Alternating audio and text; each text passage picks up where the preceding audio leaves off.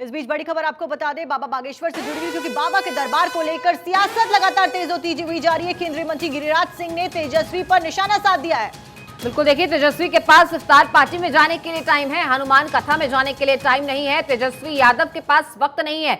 इस चीज को अब लगातार भुनाने की कोशिश की जाएगी हिंदू संगठनों की तरफ से, बीजेपी की तरफ से, क्योंकि देखिए तेजस्वी यादव जो बीते रोज तो कह रहे थे कि हम भी हनुमान कथा सुनने के लिए जाएंगे, उनका बयान अब सामने आया है कि उनके पास वक्त नहीं है, या यूं कहें कि उन्होंने कहा कि जनता के काम जहां पर होने चाहिए वहीं पर मुझे लगता है कि मुझे अपना वक्त देना चाहिए। तो ये बयान सामने आया है।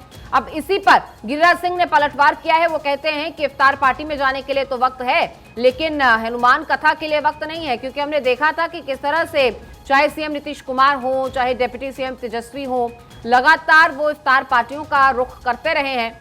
पूरा महीना भर रमजान का जो महीना पाक रहा है, उस दौरान उन्होंने कई इफ्तार पार्टियां अटेंड की और इसी को लेकर खूब सुर्खियां भी बटोरी और अब बीजेपी कटाक्ष भी कर रही है।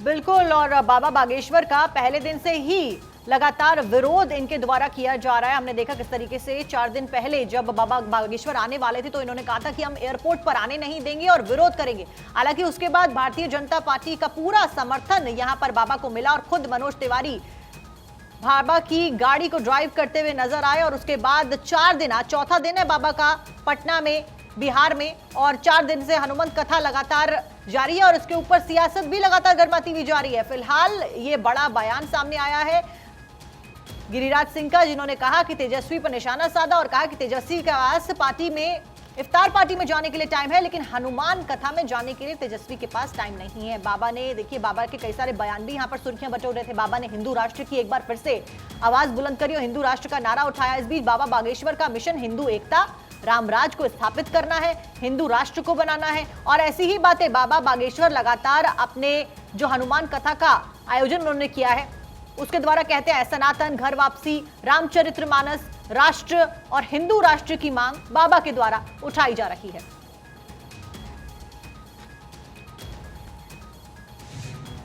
और इसी पर हमसे बातचीत करने के लिए खुद गिरिराज सिंह जुड़ चुके हैं। सर, बहुत स्वागत है आपका भारत 24 पर। चलिए, धन्यवाद। सर देखिए, लगातार ये मुद्दा जो है वो अब सियासी रुख इख्तियार करता जा रहा है, और जैसे ही धीरेन्द्र कृष्ण शास्त्री बिहार आने की बात ही करते हैं, उसी दौर से हम देख रहे हैं कि वो पटना नहीं आ सकते हैं अगर वो नफरत की बात करेंगे, या इस तरह के तमाम बयान दिए जाते हैं। अब तेजस्वी कल तो कह रहे थे कि मैं जाऊंगा, मैं भी हनुमान कथा सुनूंगा, फिर ऐसे कैसे पलट गए अपने बयान से? फिर वो कहते हैं कि जनता के बीच जाऊंगा, तो जनता का जहां काम होना चाहिए वहीं मुझे होना चाहिए। देखिए, नीतीश बाबू की सरकार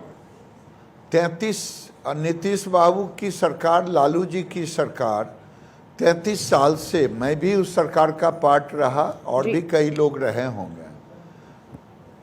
ये सामाजिक न्याय की सरकार अपने आप को कहते रहे। आज भी जो कर रहे हैं लोग देख रहा है। और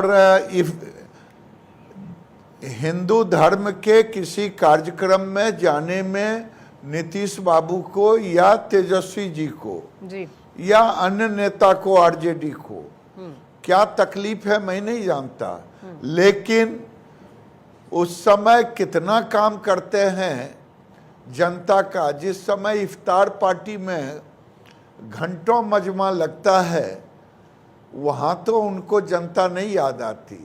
जनता याद आती है कोई सनातन धर्म का कार्यक्रम हो उस समय, क्योंकि सनातन वोट बैंक नहीं है, सनातन जातियों में विभक्त है। गिरिराज जी, क्या लगता है कि कोई प्रेशर है इंटरनली? नहीं है ये लोग तो, क्या लगता है कि कोई इंटरनली प्रेशर है? क्योंकि देखिए पहले तो ये कहा गया था तेजस्वी यादव की तरफ से कि मैं जाऊंगा, मैं भी हनुमान कथा सुनूंगा, मैं क्यों नहीं सुनूंगा, और फिर बाद में वो कहते हैं कि जहां जनता का काम होगा मैं वहां जाऊंगा। तो कोई इंटरनल प्रेशर है, मना कर दिया गया, कोई इस तरह की बात समझ में आती है? मैं नहीं जानता कि क्या प्रेशर है और क्या प्रेशर नहीं है। मैं इतना जानता हूं, ये लोग वोट के सौदागर हैं जी। और सनातन, मैं बार बार कहता हूं कि सनातन कोई वोट बैंक नहीं है। सनातन को इन्होंने जातियों में विभक्त करके जातियों की चश्मा से देखते हैं, और इसी चश्मे के कारण इनको वोट बैंक दिखाई नहीं देता। जहां पर वोट बैंक दिखाई देता, और वो वोट बैंक जब जाली की टोपी पहन लेते हैं तो वोट बैंक दिखाई दे देता। लेकिन गिरिराज जी, और वोट जब बैंक वो कैसे तन नहीं से हुआ? आप जुदा मुझे ये के नारे बताइए लगाता कि जहां है। लाखों की तादाद में हुजूम उमड़ रहा हो, 1 लाख 2 लाख की व्यवस्था हो, 5 लाख से ज्यादा लोग वहां पहुंच जा रहे हैं, तो बहुत बड़ा वोट बैंक है। ये समझ नहीं पा रहे हैं क्या? अरे भाई, तो पांच नहीं हो तो 10 लाख से ऊपर था। वो तो आज तक किसी यहाँ बिहार के किसी राजनेता को ये सौभाग्य नहीं मिला होगा कि इतने लोग एक साथ मिले। लेकिन ये तो उसमें भी खोज रहे हैं जाति, और इधर खोज रहे हैं मुसलमान। ये तो मुसलमान और जाति खोजते हैं, और सनातन तो जाति है नहीं। सनातन तो सनातन है, भारत का स्वाभिमान है, भारत का गौरव है, भारत का पहचान है। सनातन के बगैर में भारत की पहचान नहीं है। जो लोग कहते हैं कि नफरत कभी सनातन धर्म में नहीं है। हम वसुधैव कुटुंबकम कहते हैं।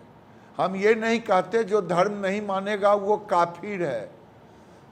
ये वहां जाकर के कहते कि मेरे रहते कौन बिगाड़ लेगा, लेकिन जब वो कहता सर तन से जुदा कर देंगे, तब इनकी जुबान चुप हो जाती। यही अंतर है। गाली भी देंगे कि ये बागेश्वर बाबा या गिरिराज या कोई अन्य वो घृणा फैला रहा है, हिंदू मुस्लिम करा रहा है, लेकिन सर तन से जुदा का नारा देगा तब इनकी जुबान बंद हो जाएगी। नालंदा बिहार शरीफ में नीतीश कुमार की जुबान बंद हो गई। लेकिन देखिए, बात ऐसी कोई भी करे वो गलत है। चाहे अगर आप सर तन से जुदा की बात करें, चाहे आप दूसरे तरीके से बात करें, क्योंकि भारत एक ऐसा सेकुलर कंट्री है जहां पर बार बार इस चीज की बात कही जाती है कि आप अपने धर्म को मानने के लिए आजाद हैं। तो ऐसे में कोई भी किसी भी धर्म के खिलाफ कोई बयानबाजी नहीं कर सकता। लेकिन इसी बीच सरकार लगातार इस बात को लेकर टिक्का टिप्पणी कर रही है कि बीजेपी कैसे बिछी जा रही है, बीजेपी के तमाम नेता कैसे वहां पर हाजिरियां लगा रहे हैं, आप ड्राइवरी भी करने पहुंच जाते हैं। तो ऐसे में इन चीजों को लेकर भी कुछ चर्चाएं हैं। इसे ठीक मानते हैं आप?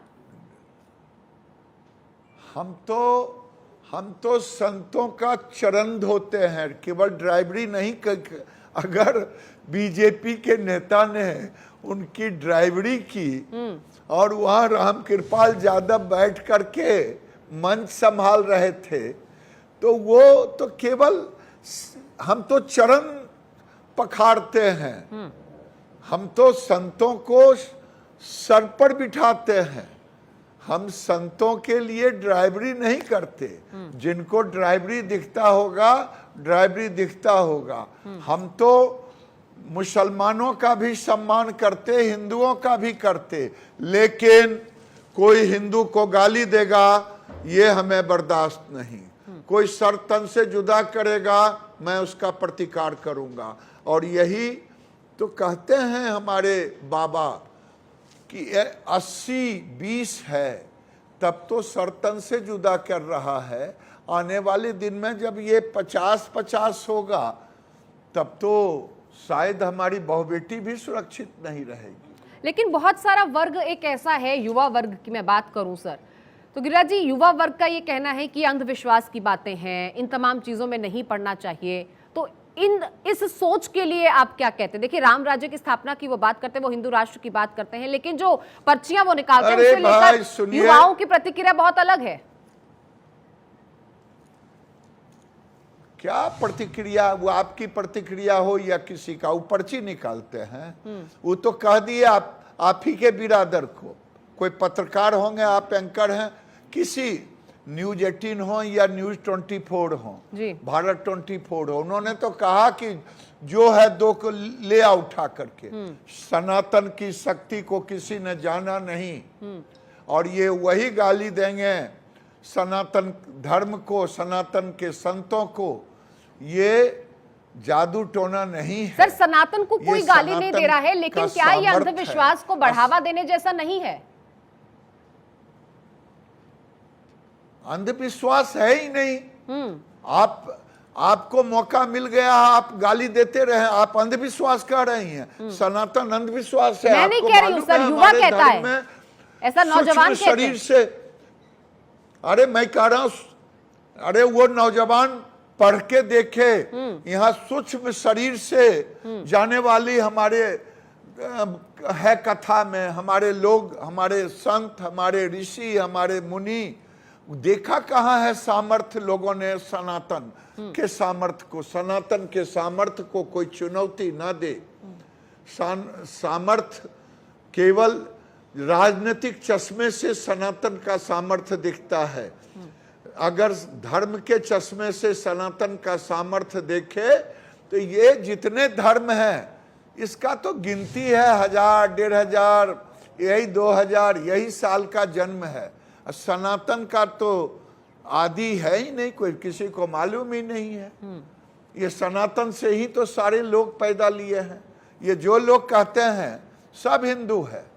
यहाँ भारत में रहने वाला कोई कहे, भले आजकल सुनते हैं कि औरंगजेब के मजार पर जा रहे हैं, बाबर के मजार पर जा रहे हैं, लेकिन कोई कहे ताल ठोक करके कि मेरे पूर्वज औरंगजेब थे, मेरे पूर्वज बाबर थे। यहाँ का सबका डीएनए एक है। आज हमारे चले जाइए इंडोनेशिया में, बगल में आज भी चले जाइए टिकट कटा करके, वहाँ गरुड़ है वहाँ का, वो कहता है कि मैंने पूजा पद्धति बदली है, मैं अपने पूर्वज नहीं बदला। तो ये सनातन, भले लोगों को लगे सनातन को कोई चुनौती ना दे। जी बहुत बहुत धन्यवाद। तो समय की कुछ कमी के कारण, कुछ व्यवस्थाओं के कारण उनकी वो फिलहाल टाइम नहीं दे पाए, लेकिन इस चीज पर उन्होंने खुलकर बात की है कि देखिए सनातन को कहीं भी कम नहीं आंका जा सकता। सनातन धर्म की ताकत को पहचानने की जरूरत है। और ये साथ ही साथ उन्होंने सीएम नीतीश और तेजस्वी यादव पर भी कटाक्ष किया। उनका कहना है कि जब वो इफ्तार पार्टी में जाते हैं तब उन्हें जनता की भलाई याद नहीं आती, तब उन्हें वक्त याद नहीं आता।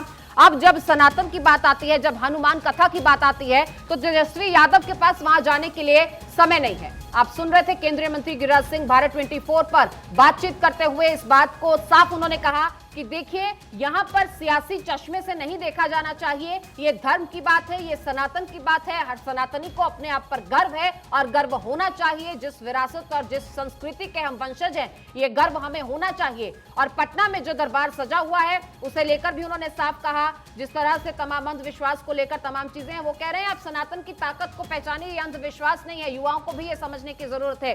तो वहीं जब तेजस्वी यादव न्योता ठुकराते हैं तो उस पर भी गिरिराज सिंह कहते हैं कि आप पर तब वक्त होता है जब आपको इफ्तार पार्टियों में जाना होता है, तब आपको जनता का भला नजर नहीं आता, तब आपको समय की कदर और कीमत नजर नहीं आती।